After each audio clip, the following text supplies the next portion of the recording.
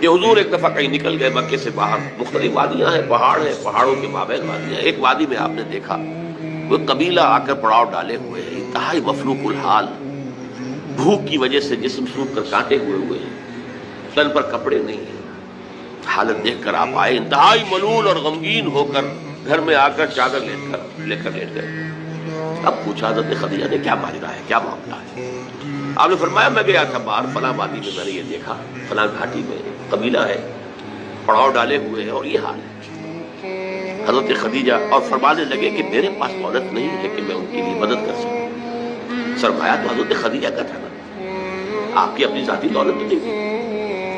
اس پر حضرت خدیجہ نے فرمایا اچھا آپ جائیے اور بڑے بڑے قریش کے جن سرداروں کے نام لیے کہ ان کو بلا لائیے۔ حضور گئے، وہ سب آ گئے۔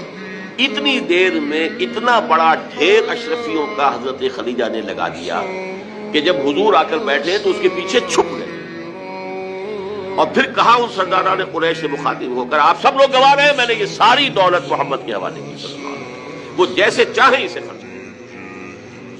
تو ایسی بیوی جس نے ساتھ دیا کہ جب بندہ کہتا ہے الحمدللہ رب العالمین، اللہ فرماتا حمدنی عبدی، میرے بندے نے میری حمد کی ہے۔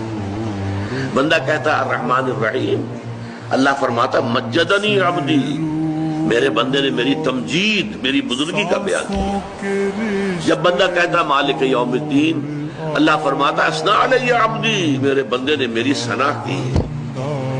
جب بندہ کہتا ہے ایاک نعبد و ایاک نستعین، تو اللہ فرماتا ھذا ما بینی و بین عبدی، یہ میرے اور میرے بندے کے درمیان ہے۔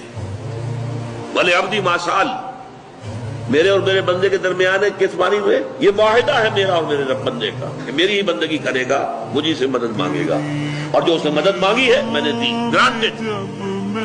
اور پھر جب بندہ کہتا ہے اہدنا الصراط المستقیم صراط الذین انعمت علیہم غیر المغضوب علیہم، حدیث میں آتا ہے جب سجدہ کرو تو یوں محسوس کرو جیسے کہ تم نے اپنی پیشانی اپنے رب کے قدموں میں رکھ دی۔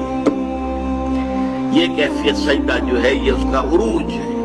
اس لیے حضور نے فرمایا اقرب ما یکون العبد الی اللہ فی السجود، بندہ قریب ترین جو ہوتا ہے اپنے رب سے وہ سجدے کی حالت میں ہوتا ہے۔ اس کی نفسانیت اور اس کی انانیت کی نفی مطلق ہو گئی، اب درمیان میں کوئی شے حائل نہیں، تو قریب ترین۔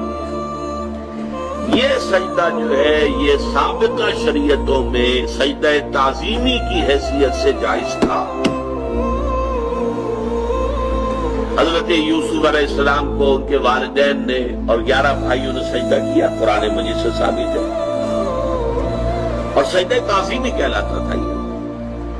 لیکن شریعت محمدی میں آ کر توحید کی جو تکمیل ہوئی ہے، اور قرآن تو یہ کہتا ہے، قرآن میں کبھی گارنٹی نہیں دی اللہ نے تم میرے راستے پر آؤ تمہیں کوئی تکلیف نہیں ہوگی، تمہیں کوئی کانٹا نہیں لگے گا، تمہیں کوئی جو ہے قربانی نہیں کرنا، اللہ دھوکہ نہیں دیتا۔ ہم تو آزمائیں گے تمہیں، ٹھوک بجا کر دیکھیں گے، فاقے دیں گے تمہیں جان اور مال کی تکلیف دیں گے، اور تمہیں آزمائیں گے کہ ثابت قدم رہتے ہو کہ نہیں رہتے، ہے کہ نہیں قرآن مجید میں؟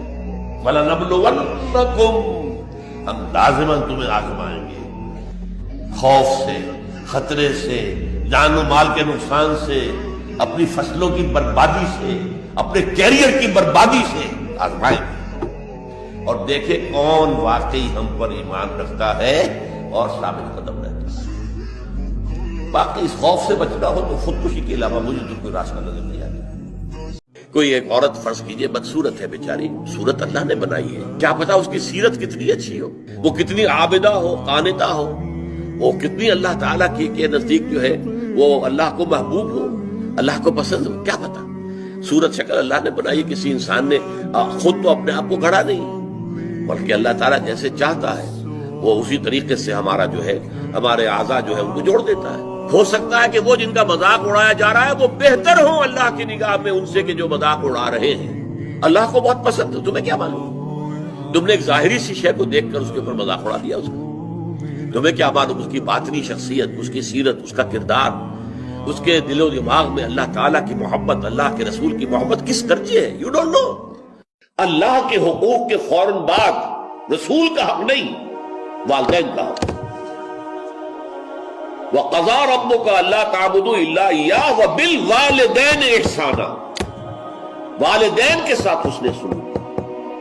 ہاں اطاعت کا معاملہ ہوگا تو اللہ کے بعد رسول کی اطاعت ہے، محبت کا معاملہ آئے گا اللہ کے بعد رسول کی محبت ہے، لیکن احسان، حسن سلوک، خدمت، دل جوئی، یہ ساری چیز جو ہے تو اللہ تعالیٰ کے حقوق کے بعد سب سے زیادہ فائق حقوق والدین کے، اور ان میں بھی والدہ کا حق 3 درجے فائق ہے والد سے، اس لیے کہ ظاہر بات ہے حملتہ امہ وہنا علی وہن وفصالہ فی عامین، یہ سورہ لقمان کے دوسرے رکوع میں ہم پڑھ چکے ہیں۔